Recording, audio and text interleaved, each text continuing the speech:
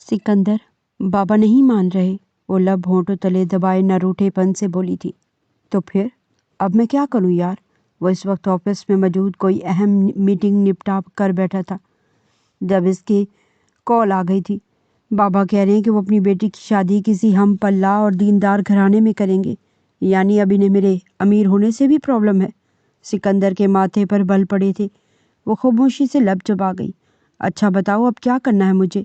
वो इसकी मोहब्बत थी। वो बद दिमाग बिजनेसमैन कुछ भी कर सकता था मगर इसे नाराज़ नहीं कर सकता था। बाबा को मना लो प्लीज़। वो बहुत इल्तिजाइया लहजे में गोया हुई थी। और बाबा को मनाने के लिए मुझे क्या करना होगा।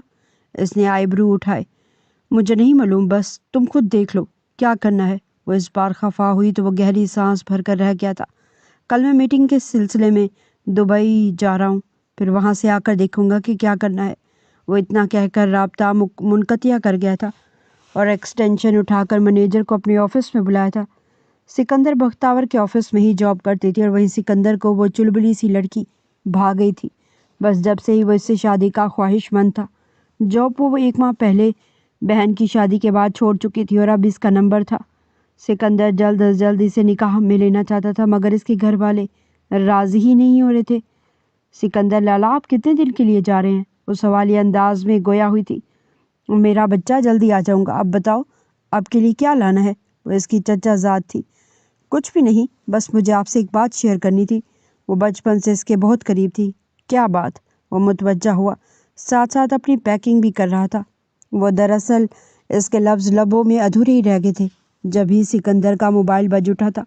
2 मिनट मेरा बच्चा। वो इसे एक्सक्यूज़ करता बैल्कनी में आ गया था जबकि वो इसे मसरूफ़ देख बात करने का इरादा तक करती वहाँ से निकल आई थी। आसमान पर अभी रात की स्याही पूरी तरह रुखसत नहीं हुई थी। मशरिक़ सिमत हल्की सी लाली और सुनहरी उजाला धीरे धीरे नमूदार हो रहा था। ठंडी हवा में नमी की खुशबू बसी हुई थी। दरख्तों के पत्तों पर ओस के कतरे मोतियों की मानित चमक रहे थे। गलियां और छतें एक पुरसकून खामोशी में डूबी हुई थी। सिर्फ परिंदों की मध्यम चहचहाट और कई दूर से आने वाली अजान की आवाज़ समातों से टकरा रही थी। जब मौज़िन की आवाज़ अल्लाह अकबर से फ़िज़ा को जगाती है तो दिल के अंदर भी एक रोशनी सी उतर जाती है। नींद से बोझल आंखें खुलती हैं। वज़ू के पानी की ठंडक जिस्म और रूह को ताज़गी बख्शती है। मस्जिदों की सिमत बढ़ते हुए कदमों के साथ एक अजीब सा इत्मीनान दिल को घेर लेता है। बख्तावर, ये इसके बाबा थे जो मामूल के मुताबिक फजर की नमाज अदा करने मस्जिद जाने की तैयारी कर रहे थे जब ही उन्होंने इसे सहन में खड़े होकर आवाज़ लगाई थी। जी बाबा। वो अपने रूम से बाहर आती दुपट्टा दुरुस्त कर रही थी। चेहरे पर पानी के कतरे टपक रहे थे। वो बेटी को देख मुस्काए थे। बेटे, दरवाज़ा बंद कर लो, मैं नमाज के लिए जा रहा हूँ। ये तो गोया रोज़ का ही मामूल था। ओके बाबा। वो साथ साथ ही आई थी और दरवाज़ा बंद किया था। बख्तावर, अपनी ज़िद से बाज आ जाओ। उन्होंने बेटी को डपटा था। अम्मा प्लीज़ आप मनाए ना बाबा को।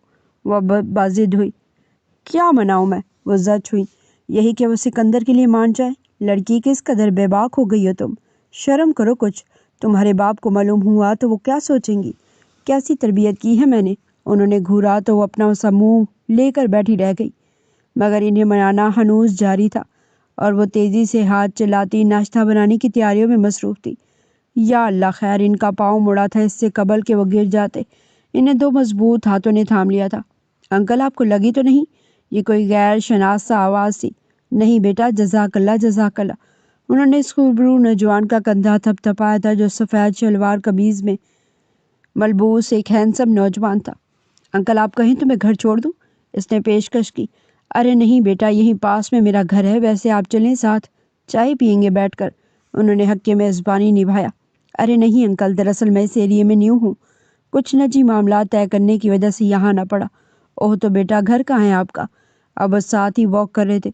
बस यहाँ पास ही एक किराए के मकान में रहता हूँ। वो ख़ास सोबर और शरीफ तबा लड़का लगता था और ख़ानदानी भी। अच्छा अंकल, मुझे इजाज़त दीजिए। मुझे वक्त पर ऑफिस पहुँचना है वरना मेरे बॉस ज़रा सख्त गैर किस्म के आदमी हैं। वो मोबाइल पर कॉल करती अपनी लाडली के मैसेजेस देख मौजरत ख्वाह लहजे में गोया हुआ था। अच्छा बेटा, खैर से जाओ।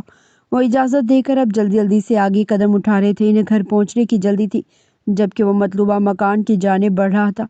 हेलो सिकंदर, कहाँ गायब हैं आप। कल रात से इसे कॉल्स करते हुए दोपहर हो गई थी। हाँ यार, दरअसल एक मीटिंग के सिलसिले में दुबई आया हुआ हूँ। स्क्रीन पर चलती प्रोजेक्ट की स्लाइड्स देख वो ज़रा मसरूफ से अंदाज में बोला था। ओह अच्छा, मैं तो परेशान ही हो गई थी कि आप कहाँ गायब हो गए। फिक्र नहीं करें मोहतरमा, आपको छोड़कर नहीं भागूंगा। इस बार वो शरारत से बोला था। इतना तो मुझे मालूम है, और नूर उठेपन से बोली थी। खैर मैं ज़रा कुछ दिन मसरूफ़ रहूँगा, परेशान नहीं होना यार।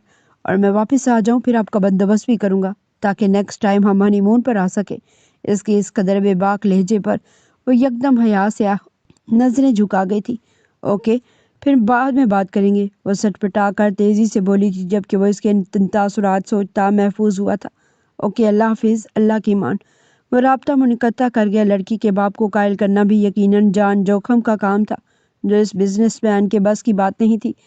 ये मंजर सिकंदर हाउस के सेटिंग रूम का, जहाँ वो सब बैठे बातों में मशगूल थे, जबकि वो बेचैन थी क्योंकि इसकी माँ आज फिर वही टॉपिक छेड़ने वाली थी। भाई साहब, मुझे आपसे ज़रूरी बात करनी है। ये नादिया बेगम थी, अंशरा की माँ। जी कहिए भाभी। अमान साहब मुतवज्जा हुए। मैं चाह रही थी कि इस बार सिकंदर बेटा आए तो हम अंशरा और सिकंदर की मंगनी कर देते हैं। अंशरा ने तासुब से माँ को देखा। वो तो ठीक है, मगर पहले मैं सिकंदर से इसकी राय पूछना चाहता हूँ। बच्चों को बीच में बोलने की इजाज़त नहीं थी, वरना वो ज़रूर कह देती कि इसने हमेशा इसे भाई ही समझा है। चलें ठीक है, वैसे हम मंगनी की तैयारियां कर लेते हैं।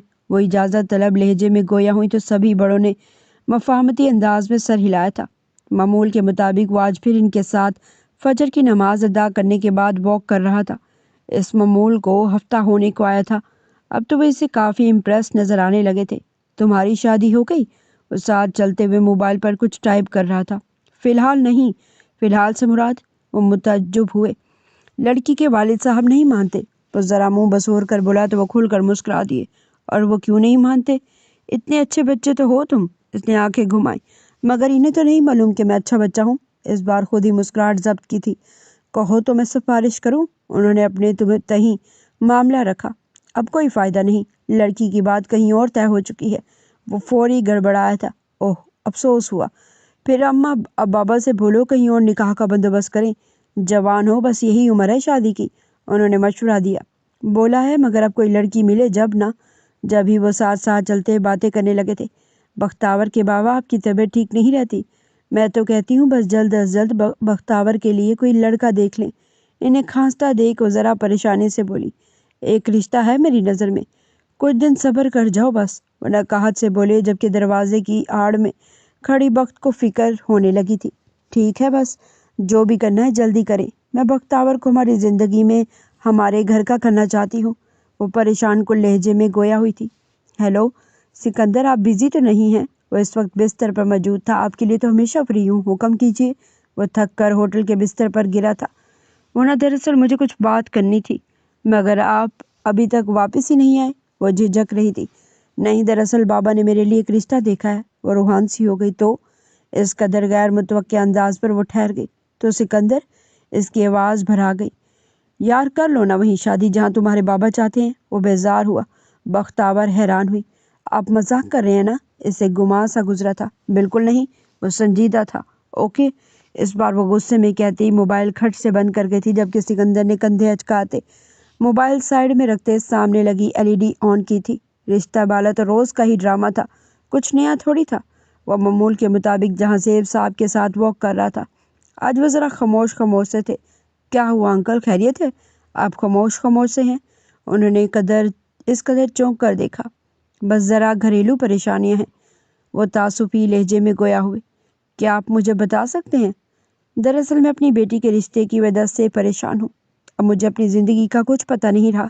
इससे समझ कर सर हिलाया। तो कोई अच्छा रिश्ता है आपकी नज़र में? इसने वैसे ही पूछ लिया था। है तो सही, मगर समझ नहीं आ रहा कि बात कैसे करूँ। बेटी वाला होकर बात करता अच्छा लगूंगा? इसने ज़रा नाक खुजाई। इसमें कोई कबाहत तो नहीं है अंकल। वैसे भी हज़रत खतीजा अलैहिस्सलाम की मिसाल हमारे सामने है।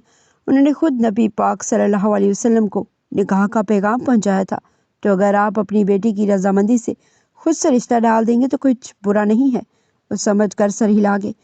कह तो बेटा ठीक रहे हो। तो फिर आज और अभी रिश्ता डाल दूं? उन्होंने तस्दीक चाही। जी जी, इसकी ज़ुबान इकरार करते ज़रा लड़खड़ाई थी, मगर फिर मजबूत लहजे में गोया हुआ। तो फिर आप मेरी बेटी को अपनी ज़ौजियत में लेना चाहेंगे? وہ اس قدر اچانک سے بولے تھے کہ ایک لمحے کو تو وہ گنگ ہی رہ گیا تھا۔ جی جی، میری بیٹی کو اپنے نکاح میں لینا چاہیں گے؟ بس آج، ابھی اور اسی وقت۔ اس بار ہاتھوں کے طوطے اڑنے کی باری اس کی تھی۔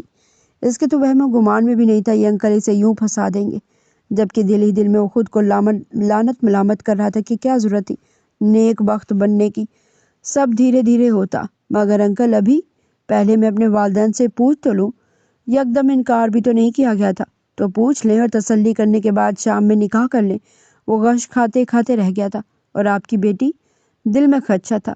اس کا باپ ہوں، ولی ہوں، میری رضا اس کی رضا ہے۔ وہ خاموشی اختیار کر گیا، جبکہ دل میں تو خوشی سے لڈو پھوٹ رہے تھے۔ ماما بابا کو کیا ہو گیا ہے؟ اس طرح اچانک یوں کسی سے بھی نکاح کرا دیں گے میرا؟ آپ ہی بھی نہیں ہے۔ وہ مسلسل رو رہی تھی۔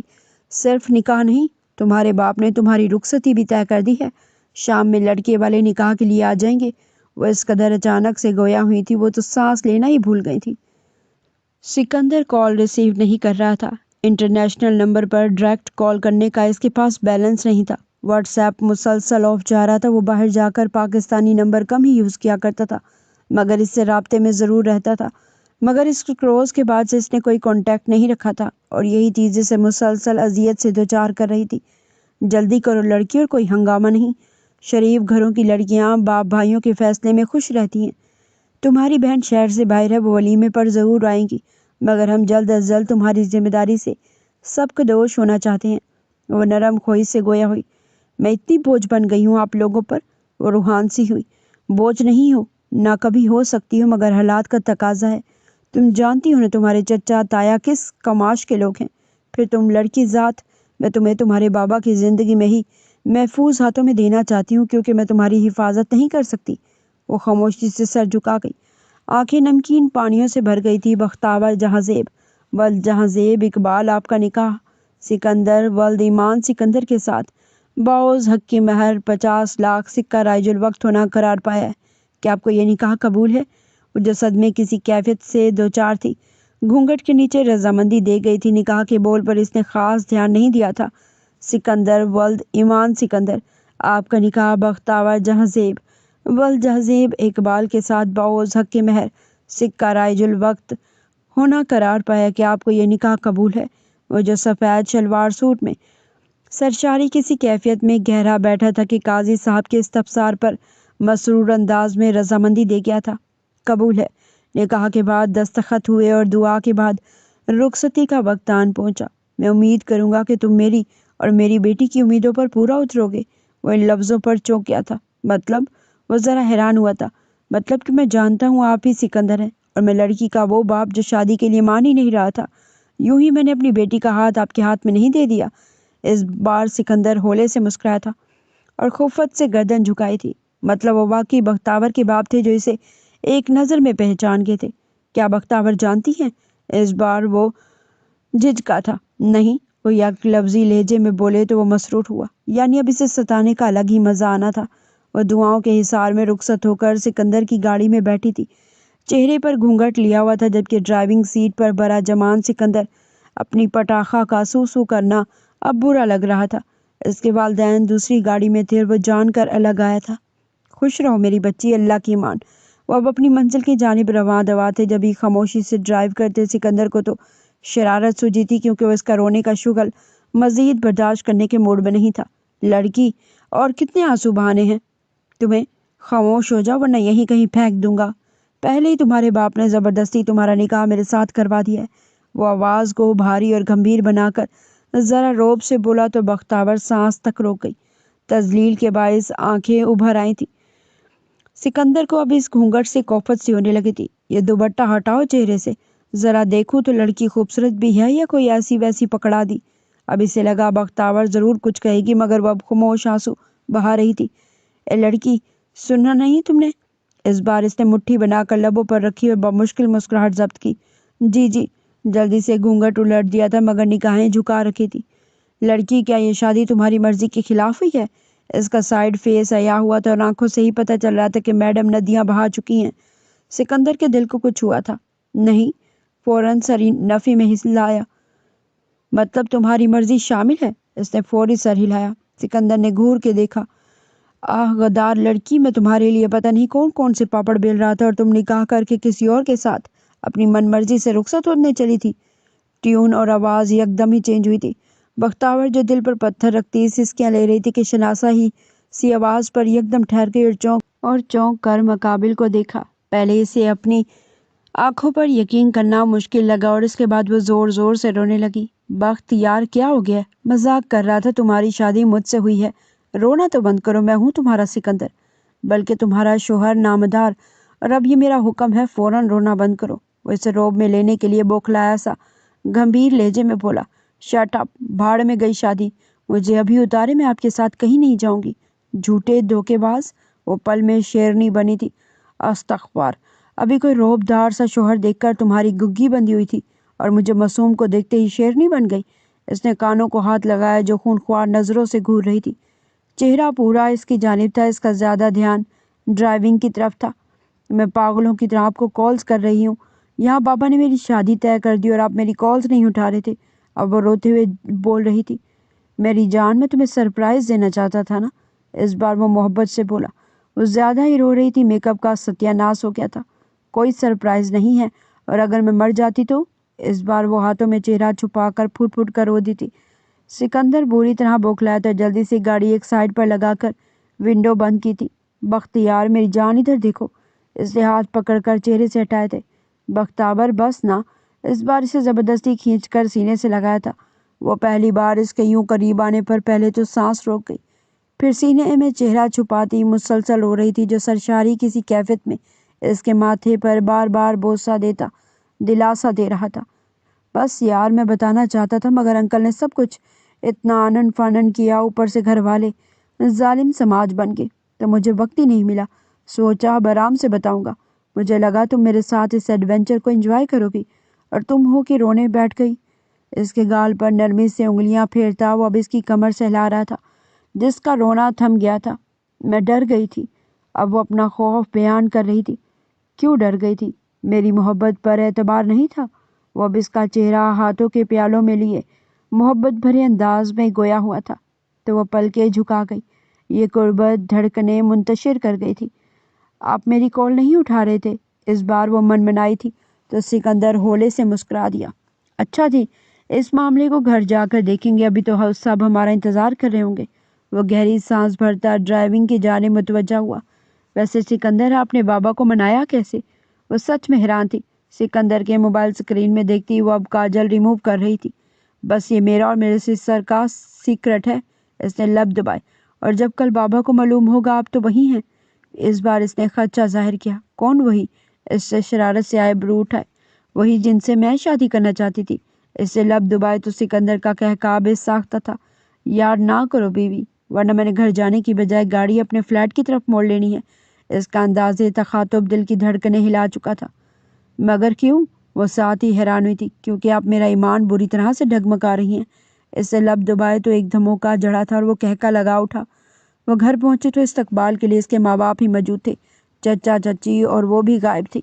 یقیناً چچا چچی نے روک لیا ہوگا، مگر جو شوشا گھر والوں نے چھوڑا تھا اس نے اس کا دماغ ہلا کر رکھ دیا تھا۔ دوسری طرف کا دروازہ کھول کر بختیار کو نکلنے میں مدد دیتا وہ ہاتھ پکڑ کر ساتھ لایا تھا۔ ویلکم بیٹے، اتنے شارٹ نوٹس پر ہم زیادہ کچھ تیاریاں نہیں کر سکے۔ امان صاحب نے اس کے سر پر ہاتھ رکھا تھا۔ چلے سکندر، ہمارے گھر کی رسم کا تو معلوم ہے نا آپ کو، پہلی بار میں دلہا دلہن کو گود میں اٹھا کر گھر میں لاتا ہے۔ بختیار بری طرح سٹپٹائی تھی، جبکہ وہ مسکراہٹ ضبط کرتا آنکھوں میں شرارت لیے اس کی جانب گھوما تھا۔ میں آئی؟ اس کی اجازت سے قبل ہی وہ گود میں اٹھا کر اندر کی جانب بڑھا تھا۔ گھر سناٹے میں ڈوبا ہوا تھا۔ بس بیٹے بچی کو ڈائریکٹ روم میں ہی لے جاؤ، کوئی خاص رسم و رواج تو ہوتے نہیں ہیں، اب بس ولیمے میں ہی سب کر لیں گے۔ نگہت بیگم نے مشکل آسان کی تھی، جبکہ وہ شرمائی شرمائی سے اپنا چہرہ اس کے سینے میں چھپا گئی تھی۔ وسیع وعریض ولا کا ماسٹر بیڈ روم اپنی شان و شوکت میں کسی خواب سے کم نہ تھا۔ اندر قدم رکھتے ہی سب سے پہلے ہلکی ہلکی خوشبو کا جھونکا محسوس ہوتا، جیسے گلاب اور چنبیلی کے پھول فضا میں گھل کر رومانوی کیفیت بکھیر رہے ہوں۔ چھت پر لگے فانوس کی مدھم سنہری روشنی کمرے کے ہر کونے کو نرم اور پرکشش رنگ دے رہی تھی۔ کمرے کی دیواریں ہلکی کریم اور سنہری امتزاج سے سجی تھی، جن پر بریک سا وال پیپر لگا ہوا تھا۔ کمرے کے عین وسط میں ایک شاہانہ بیڈ تھا جس پر ریشمی، گلابی و سنہری بیڈ شیٹ بچھی تھی۔ تکیے اور کشنز پر نفیس کڑھائی اور موتیے کا کام کمرے کو اور بھی جاذب نظر بنا رہا تھا۔ بیڈ کے چاروں کونوں پر نازک سا پردہ لٹکا ہوا تھا جو ہلکی ہوا میں مدھم مدھم ہل رہا تھا۔ بیڈ کے اوپر اور ارد گرد تازہ گلاب کی پتیاں بکھری ہوئی تھیں۔ کمرے کے ایک کونے میں کرسٹل کے گلدانوں میں سفید اور سرخ کنول کے پھول رکھے تھے جو خوشبو اور تازگی کا احساس بڑھا رہے تھے۔ ایک جانب چھوٹی سی میز پر خوشبودار موم بتیاں جل رہی تھیں جن کی ٹمٹماتی روشنی ماحول کو مزید پرکشش بنا رہی تھی۔ پردے ریشمی اور بھاری گہرے مرون رنگ کے تھے جو کھڑکیوں کو ڈھانپے ہوئے تھے، مگر درمیان میں ہلکی سی جگہ کھلی تھی جہاں سے چاندنی اندر جھانک رہی تھی۔ فرش پر نرم قالین بچھی تھی جس پر قدم رکھنے سے لگتا جیسے کسی بادل پر چل رہے ہوں۔ یہ کمرہ محض آرام گاہ نہیں لگتا تھا بلکہ محبت اور قربت کے آغاز کے لیے بنایا گیا ایک حسین جہاں تھا، جہاں دلہا اور دلہن اپنی نئی زندگی کا پہلا قدم رکھنے والے تھے۔ بس کر دو میڈم، اب اتنا بھی نہ شرماؤ۔ اب تم نے یہی اس لڑکے کے ساتھ اسی بیڈ روم میں رہنا ہے۔ اسے بیڈ پر بٹھاتے ہوئے شرارت سے گویا ہوا جس نے ذرا شرمیلی مسکراہٹ کے ساتھ ارد گرد کا جائزہ لیا تھا۔ کمرہ بالکل کسی نو بیاہتا جوڑے کے لیے ہی سجایا گیا تھا۔ تمہیں معلوم ہے آج تم کتنی خوبصورت لگ رہی ہو۔ وہ ویسٹ کوٹ اتار کر ایک طرف کو رکھتا اس کے پاس بیٹھا تھا جو حیا سے خود میں سمٹ گئی تھی۔ اتنی حسین لگ رہی ہو کہ میرا دل چاہ رہا ہے تمہیں پھر سے اپنے آفس میں سیکریٹری رکھ لوں تاکہ کام کے ساتھ ساتھ تم ہر وقت میری نگاہوں کے سامنے رہو۔ اس کا ہاتھ اپنی گرفت میں لیے بیٹھا وہ شرارتی لہجے میں گویا ہوا تو اس نے اس کے کندھے پر ایک دھپ لگائی تھی جبکہ وہ کہکا لگا اٹھا، اچھا سوری، سچ میں بہت حسین لگ رہی ہو میری جان، مگر یہ جو آنسو بہا بہا کر آپ نے اپنی آنکھوں کا نشر کیا ہے نا، اوف۔ وہ ذرا رنجیدگی سے گویا ہوا تو منہ بوسر گئی۔ آپ کی وجہ سے نہ آپ مجھے تنگ کرتے ہو نہ ہی میں روتی۔ اس بار اس نے مسکرا کر اس کے گرد اپنا تحفظ بھرا حصار قائم کیا تھا جو اس میں سمٹتی اپنا سر اس کے سینے پر ٹکا گئی تھی۔ صبح کی روشنی ولا کے وسیع واریز لون سے ہوتی ہوئی ڈائننگ ٹیبل کی بڑی شیشے کی کھڑکیوں سے اندر آ رہی تھی۔ ہلکی ہلکی دھوپ سفید پردوں پر سنہری عکس ڈال رہی تھی۔ ناشتے کی میز پر خوشبوؤں کا امتزاج پھیلا ہوا تھا۔ اماں، سکندر، شامیر سکندر سمیت ان کی بیویاں اور انشنا پر میز پر موجود باتوں میں مشغول تھے۔ جبھی قدموں کی آواز پر وہ سبھی متوجہ ہوئے تھے۔ السلام علیکم، دونوں نے مشترکہ سلام کیا تھا۔ بختاور سکندر کی ماں کے کہنے پر سرخ رنگ کے جوڑے میں ملبوس ہلکی سی جولری ساتھ پہنے کھلی کھلی سی سکندر کی ہمراہی میں چل رہی تھی جو اسے دیکھ دھیرے سے مسکراہٹ پاس کرتا اس کے لیے کرسی گھسیٹ کر بیٹھتا، خود بھی ساتھ ہی بیٹھ گیا تھا۔ وعلیکم السلام، کیسی ہیں بیٹا؟ انہوں نے محبت سے ایک گندھے لہجے میں پوچھا۔ اللہ کا شکر میں ٹھیک ہوں انکل۔ بیٹا ان سے ملیے، یہ آپ کی چچا چچی ہیں۔ معذرت، کل کچھ ضروری مصروفیات کی وجہ سے یہ لوگ آپ کا استقبال نہیں کر سکے اور یہ آپ کی اکلوتی نند ہماری پیاری سی چڑیا انشرا ہیں۔ وہ محبت بھرے لہجے میں گویا ہوئے تو چچی نے آنکھیں گھمائی۔ بھابھی آپ بہت پیاری ہیں۔ آپ بھی بہت پیاری ہو، وہ محبت سے بولی تھی۔ ویسے ولیمہ کب کرنے کا ارادہ ہے بھائی صاحب؟ صاحبزادے نے شادی کے لیے تو زیادہ ہی جلدی مچا دی تھی۔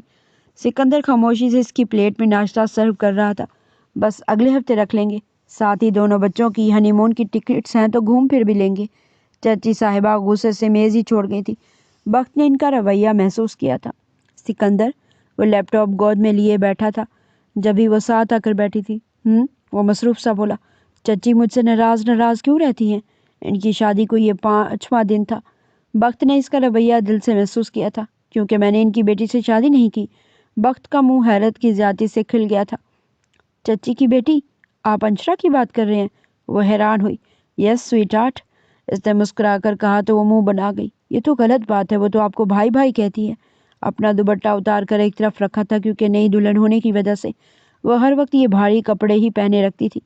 یار انشو کو تو میں اپنی بہن ہی سمجھتا ہوں، یہ گھر والوں کے ذہن میں پتہ نہیں کہاں سے فتور آ جاتا ہے۔ اس نے بولتے ساتھ ہی منہ بنایا تو ہلکا سا کہکا لگا گئی۔ تم ہنس کیوں رہی ہو؟ اس بار اس نے نگاہ اٹھا کر دیکھا تھا۔ ویسے ہی، بس ہنسی آ رہی تھی۔ اچھا میں کیا کہہ رہی تھی؟ اب وہ آگے ہو کر بیٹھی تھی۔ اس نے لیپ ٹاپ بند کر دیا تھا اور آئی برو اٹھائے۔ ہم آئس کریم کھانے چلیں؟ سکندر نے گھڑی دیکھی جہاں رات کے 8 بج رہے تھے۔ پھر ڈنر باہر ہی کریں گے؟ لیکن گھر والے؟ اس نے نئی ٹینشن ہوئی۔ ان کی فکر نہ کرو، بس جلدی سے ریڈی ہو جاؤ۔ پھر ساتھ ہی وہ کھڑا ہوا تھا۔ آپ چینج کریں گے؟ نہیں ڈارلنگ، میں ایسے ہی بہت ہینڈسم ہوں۔ اس کے لبوں پر ہلکے سے ہونٹ رکھتا وہ شرارتی لہجے میں گویا ہوا تھا تو وہ منہ بنا گئی۔ اور میں تو جیسے پیاری نہیں ہوں نا؟ آئینے کے سامنے کھڑے اس نے نگاہیں چلائیں۔ کس نے کہا؟ میری جان، آپ تو ہزاروں میں ایک ہیں۔ بخت مسکرائی۔ بس زیادہ مکھن لگانے کی ضرورت نہیں ہے اب۔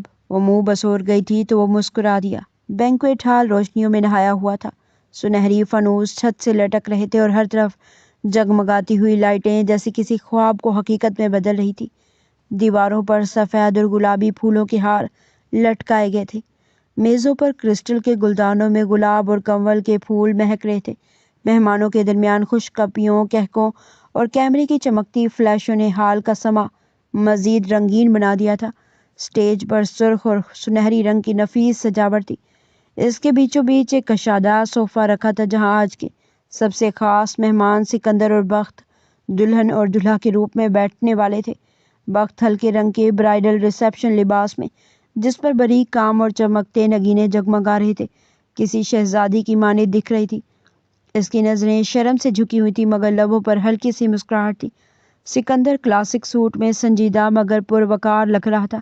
اس کی آنکھوں میں فخر اور نرمی کی جھلک تھی جب وہ اپنی دلہن کے ساتھ اسٹیج پر آیا۔ مہمانوں نے کھڑے ہو کر دونوں کا استقبال کیا۔ تالیوں اور دعاؤں کی گونج فضا میں پھیل گئی۔ ہر طرف کیمرے آن کیے ہر زاویے کو قید کر رہے تھے۔ چچی نے مسکرا کر کہا، ماشاءاللہ کیا جوڑی لگ رہی ہے، بالکل رب نے جوڑی بنائی ہے۔ ماموں نے آگے بڑھ کر بخت کو دعا دی، بیٹی اللہ تمہاری زندگی خوشیوں سے بھر دے۔ چھوٹے بچے پھولوں کی ٹوکریاں لیے دوڑتے ہوئے اسٹیج تک پہنچے اور بخت کے قدموں میں گلاب کی پتیاں نچھاور کر کے بخت نے ہنستے ہوئے بچوں کے سر پر ہاتھ پھیرا اور وہ منظر کیمرے میں ہمیشہ کے لیے قید ہو گیا۔ مہمانوں کی کہکے خوشبو سے لبریز ہال میں جب سکندر نے آہستہ سے بخت کی طرف جھک کر سرگوشی کی، سب نگاہیں ہم پر ہیں مگر مجھے صرف تم نظر آ رہی ہو۔ بخت کی پلکیں لرزی اور اس کی جھکی نظریں لمحہ بھر کو سکندر کی جانب اٹھی۔ وہ لمحہ دونوں کے لیے دنیا کے شور سے کٹ کر صرف ایک دوسرے کے وجود میں سمٹ گیا تھا اور ایک خوبصورت شام اپنے اختتام کو پہنچی تھی۔ ولیمے کے بعد کئی دنوں کی تھکن اور رسومات کی گہما گہمی ختم ہوئی تو سکندر اور بخت ہنی مون کے لیے ہائی لینڈ روانہ ہوئے۔ جہاز کی لمبی پرواز کے بعد جب وہ ایمسٹریڈیم کے ایئرپورٹ پر اترے تو موسم کی خنکی نے ان کا استقبال کیا۔ نرم بادلوں میں لپٹی دھوپ، ہوا کے جھونکوں میں ہلکی نمی اور فضاؤں میں کھلتے رنگ برنگے ٹیولپ کے پھولوں کی خوشبو تھی۔ ہوٹل پہنچ کر دونوں نے تھوڑا آرام کیا، پھر شام کو سکندر نے بخت کو گھومنے کا کہا۔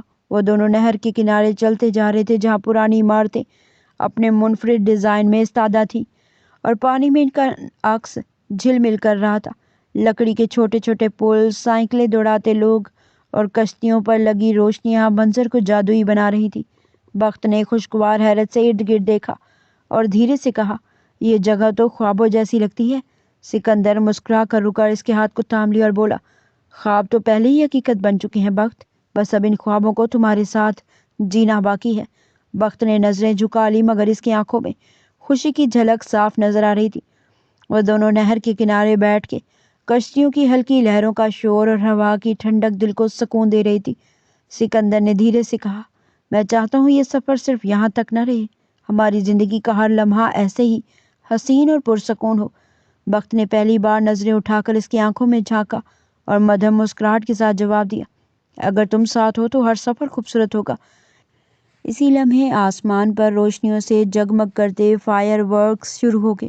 بخت چونک کر آسمان کو دیکھنے لگی اور سکندر نے مسکراتے ہوئے اس کی طرف دیکھا۔ اس کے لیے اصل منظر بخت کی چمکتی آنکھیں تھیں جو سب رنگوں کو مات دے رہی تھی۔ ہنی مون کا دوسرا دن تھا۔ صبح کے ہلکے بادلوں میں چھپی سنہری دھوپ کھڑکی سے اندر آ رہی تھی۔ بخت نے کھڑکی کے پردے ہٹائے تو سامنے نہر کا منظر جیسے کسی پینٹنگ سے نکلا ہو۔ چھوٹی کشتیوں پر لگے پھول، کناروں پر بنی عمارتیں اور ہلکی سی خنکی نے اس لمحے بھر کو مبہوت کر دیا۔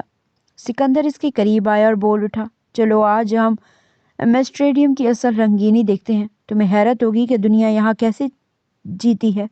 ناشتے کے بعد دونوں باہر نکلے۔ پہلا پڑاؤ ڈیم اسکوائر تھا۔ یہ وہ جگہ تھی جہاں سینکڑوں سیاح اور فنکار اور موسیقی بجاتے نوجوان جمع تھے۔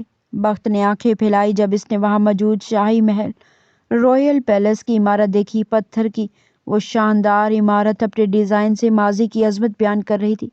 بخت نے دھیرے سے کہا، ایسا لگتا ہے جیسے ہم وقت میں پیچھے چلے گئے ہوں۔ سکندر نے ہنستے ہوئے جواب دیا، اور تم وقت کی سب سے حسین ساتھی ہو۔ وہاں سے نکل کر دونوں نے ایک سائیکل رینٹ کی۔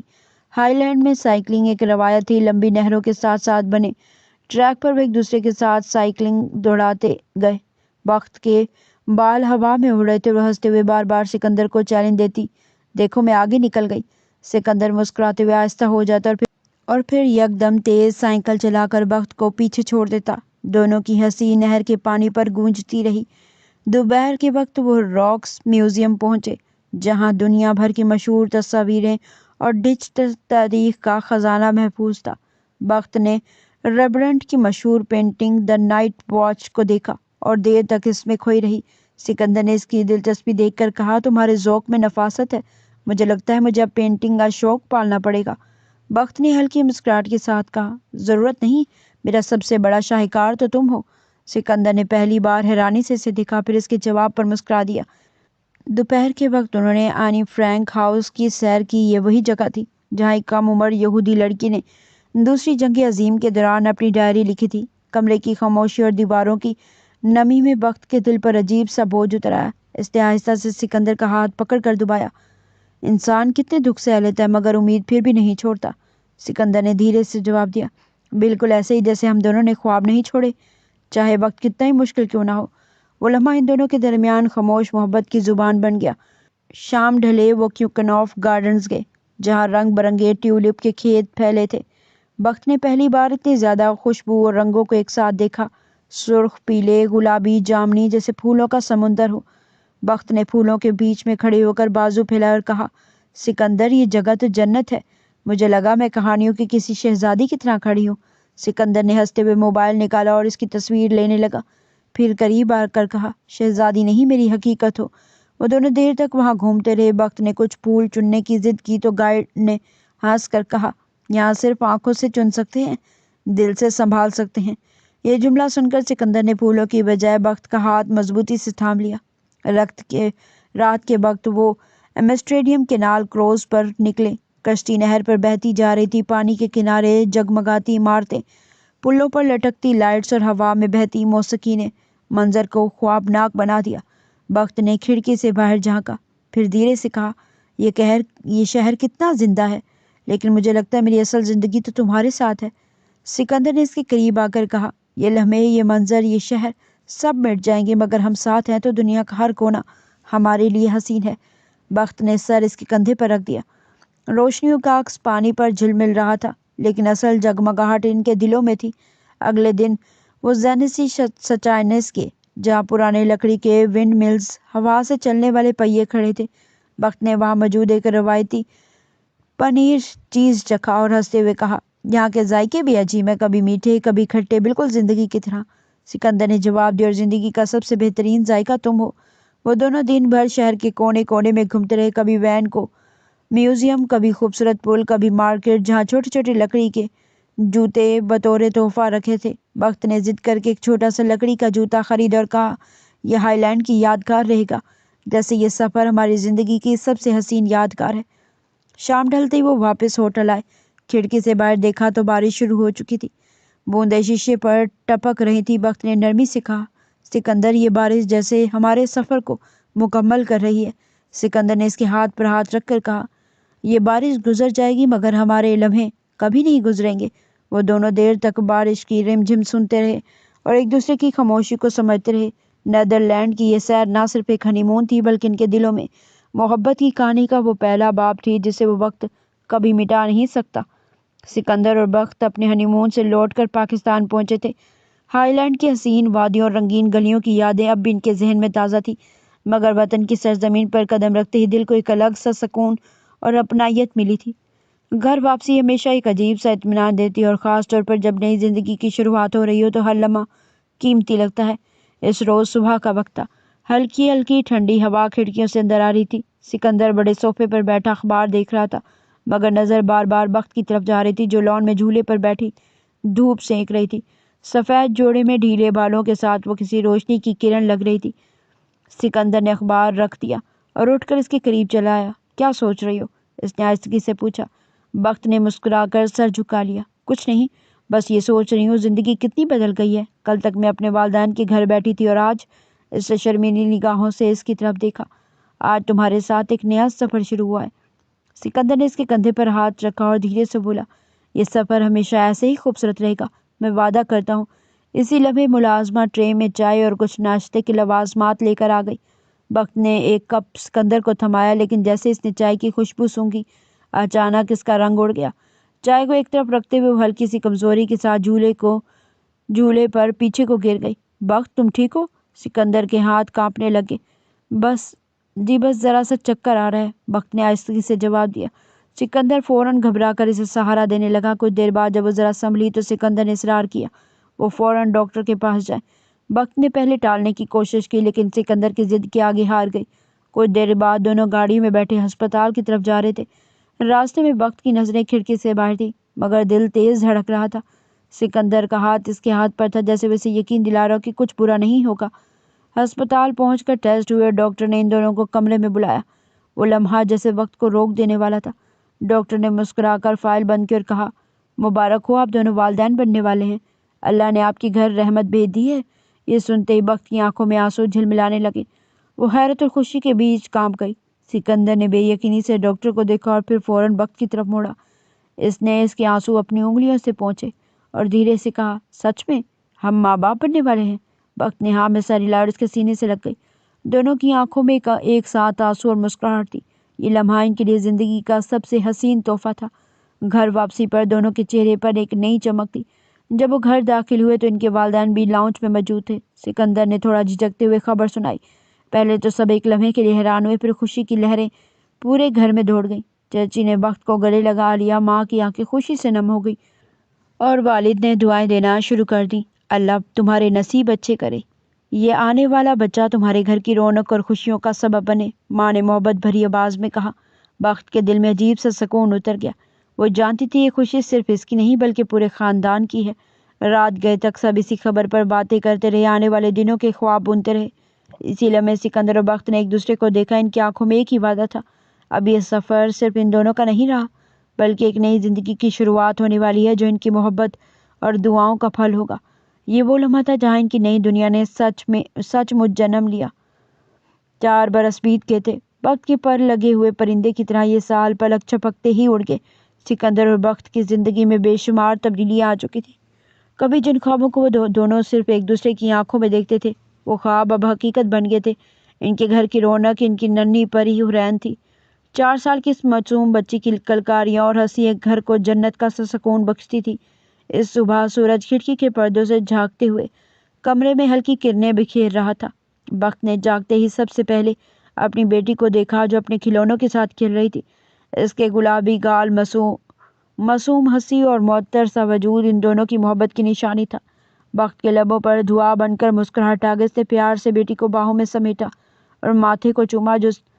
سکندر جو بیٹھ کے کنارے بیٹھا اخباری صفحات پلٹ رہا تھا, وہ بھی اپنی دونوں شہزادیوں کو دیکھ کر مسکرا اٹھا. تم دونوں ہو تو یہ گھر نہیں جنت لگتا ہے, اس نے دھیمے لہجے میں کہا. بخت نے نظریں اٹھا کر شوہر کو دیکھا. ان 4 برسوں میں ان کا رشتہ مزید گہرا ہو گیا تھا. اب ان کے درمیان صرف محبت ہی نہیں بلکہ ایک مضبوط رفاقت اور اعتماد بھی تھا. اس دوران حورین بھاگتی دوڑتی اپنے چھوٹے چھوٹے قدموں سے کمرے سے باہر نکلنے لگی. امی میں ناشتہ ٹیبل پر بابا کے ساتھ کروں گی, اس نے معصوم لہجے میں کہا. دونوں میاں بیوی ایک دوسرے کو دیکھ کر مسکرا دیے.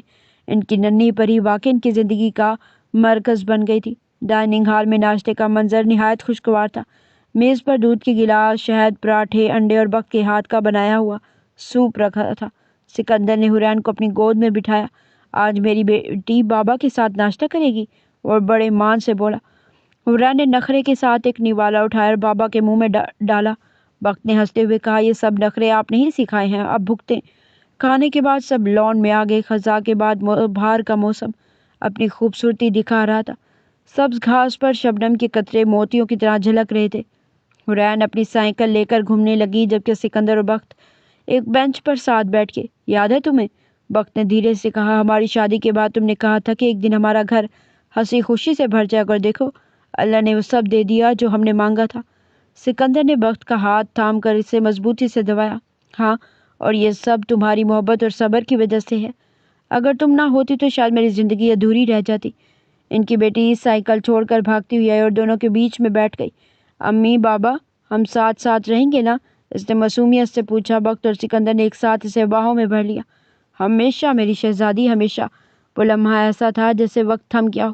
روشنی، سکون اور محبت ان تینوں کو اپنی لپیٹ میں لے رہی تھی۔ یہ وہ لمحہ تھا جس کی دعا ہر دل کرتا تھا۔ اللہ کی رحمت واقعی ان کے گھر پر اتر آئی تھی۔ ان 4 برسوں میں سکندر اور بخت نے سیکھ لیا تھا کہ محبت صرف بڑے بڑے الفاظ کا نام نہیں بلکہ چھوٹے چھوٹے پلوں کی خوشبو ہے۔ بیٹے کی ہنسی، ایک دوسرے کی مسکراہٹ، چھوٹی چھوٹی قربانیاں اور ایک دوسرے کے لیے دعا، یہی زندگی کا اصل حسن ہے۔